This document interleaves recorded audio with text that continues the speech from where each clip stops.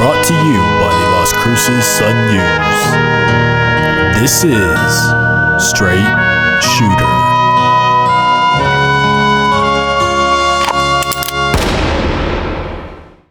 What is going on, everybody? This is Justin Martinez, aka Jay the Sports Dude, and if you're listening right now, let me just say thank you for tuning in to Straight Shooter, the podcast where I shoot from the hip and give you everything that you need to know about the New Mexico State men's basketball team. This is episode 6 of our season-long journey, so if you're a returning listener, then welcome back. I missed you, and if you're new to the program, then welcome to the family. Where have you been all my life? We have a jam-packed episode lined up, so let's get started. I'm coming to you from a place that I like to call the Saloon. So barkeep, what do we have on tap for today? On tap today is a recap of this week's action, an interview with CJ Bobbitt, and a preview of the game against Denver.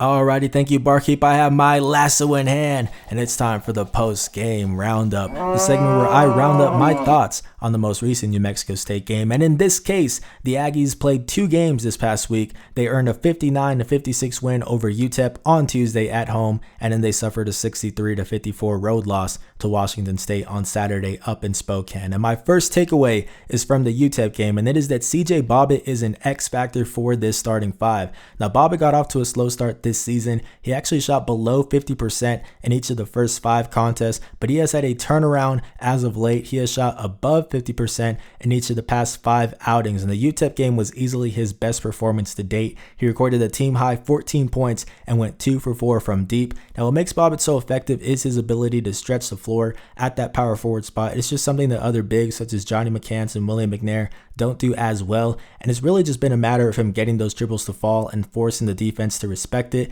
That has been happening as of late, and it has made a difference for the Aggies. Now, my second takeaway is from the Washington State game, and it said New Mexico State didn't come ready to battle. I've been saying all season that what has been helping the Aggies stay in these games is that they've out-hustled their opponents on the offensive glass. That's what gives them more opportunities, and it is made up for them not shooting very well to start this season. But that didn't happen in the first half of this game against the Cougars. The Aggies only recorded 2 offensive rebounds in the first 20 minutes compared to Washington State's 5 offensive rebounds. And I know what you're thinking, Justin, that's not that big of a difference, and you're right, it's not. But look at the second half. New Mexico State recorded 13 offensive rebounds compared to Washington State's 2 offensive rebounds. Now, that is a big difference, and I think Jans put it best when I talked to him after the game. He said, quote, "I just don't understand how we can have 2 offensive rebounds in the first half and 13 in the second against the same players in the same gym. It's like they expected to just go out there and win the game and not play with the urgency that's required," end quote.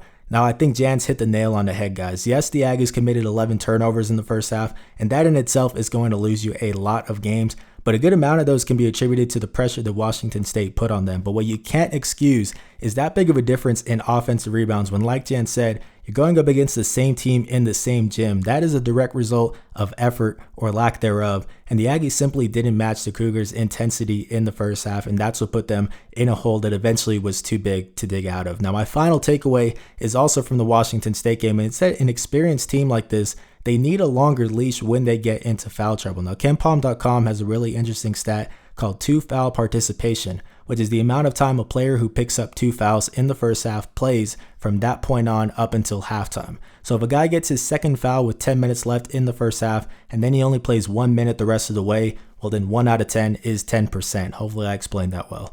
Now, so far this season, New Mexico State has a 2 foul participation of just 6.4%, which ranks 292nd in the country. Essentially, that means if you pick up 2 fouls, you're pretty much sitting out the rest of the first half. And I get the reasoning for it. You don't want to pick up a 3rd foul because it puts you in a tough spot. But at the same time, you have to remember that this is a very experienced team that we're talking about, guys. They're actually the 7th oldest team in the country with an average experience of 2.5 years.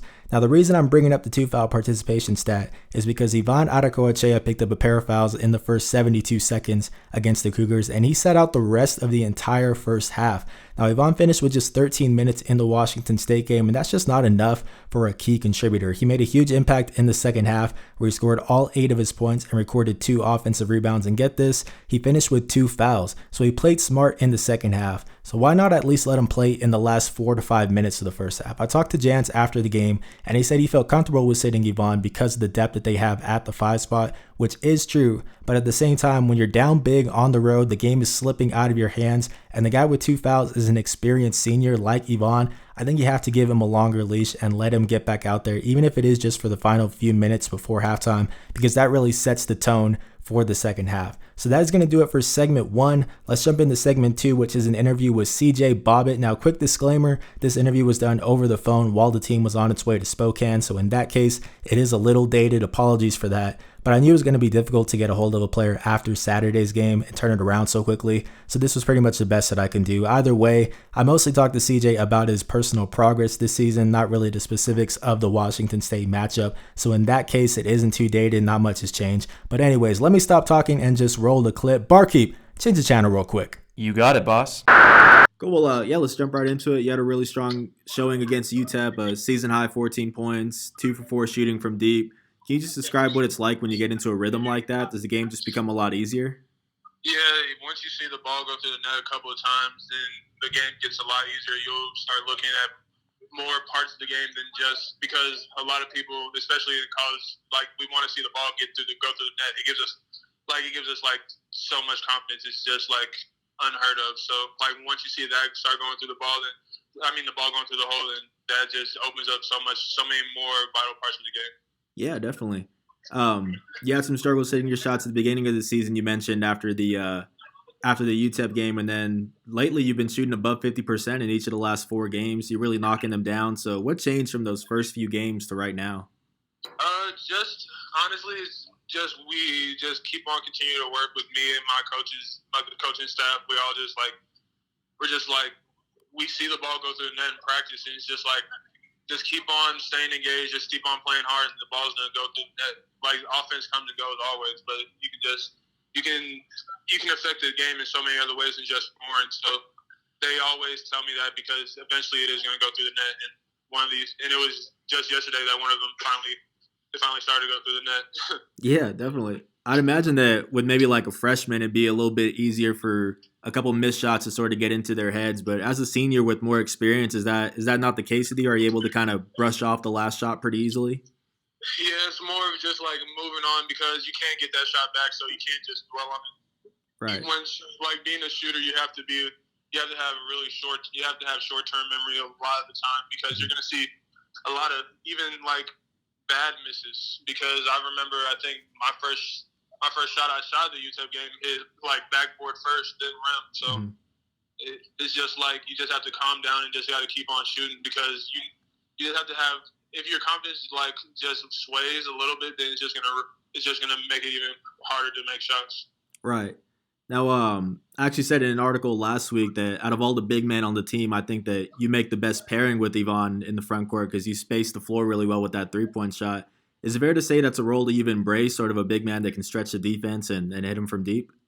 Yeah, I'm just out there trying to help out, just make wide open shots, and then just if I have a driving lane, just attack closeouts and just try to help my other teammates get open too, get them some open shots, get it. Pretty much. Definitely. Now I know it hasn't been easy with AJ and Clayton now, just because it does throw off the rotation. But I was talking to Johnny after the Cayman Islands Classic, and he said that he felt like you guys were starting to really play like a team again during that stretch. Do you feel you guys are a little bit more comfortable with the rotations now? Yeah, people are starting to. It's starting to be more like last year's team. We're starting to move the ball more. People are screening, setting solid hearts, and people are cutting for each other. And people are not just. We're actually looking to pass more. So it's like it's opening up the floor a lot more since we have so many threats. Mm-hmm. Even with Clayton and AJ gone, we have so many threats on the court at all times. So just getting the ball moving, and getting body movement is just doing great for our team. For sure. Now I like to end all of these interviews just by bouncing a couple of nickname ideas off of the players that I'm talking to. So if you have some time, I'd like to just throw a couple and see how you feel about them. Yeah, for sure. Okay. Now for a power forward, you cause a lot of mismatches just because you're really mobile. Go to work inside or outside. So how about CJ Bob and Weave Bobbitt? That's a nice one. Let's see. Okay. You got more? Yeah, I got 2 more for you, man. Let me see. All right. So now I heard an interesting story about you kissing a stingray at the Cayman Islands Classics for good luck, right? You even kissed it twice, right? Yeah. Okay. So how about CJ Stingray Bobbitt? What are you feeling about that one? I like that. I like the sound of that one too. That was better than the first one for sure. Okay. I like that one. All right. And I got one more for you. Now for the last one, I asked you after the UTEP game, what was going through your mind when you went to the free throw line at the end of the game and you said it was free money. So how about Free J Bobbitt? How you feeling about that one? I like that. Yeah, you definitely said the best for last. I like that one. Okay, I appreciate that, man. Free J Bobbitt. Well, that's all that I have for you, man. I really appreciate you taking time to talk to me. Yes, sir. Thank you very much. All right, have a safe trip out there, man. All right, you too.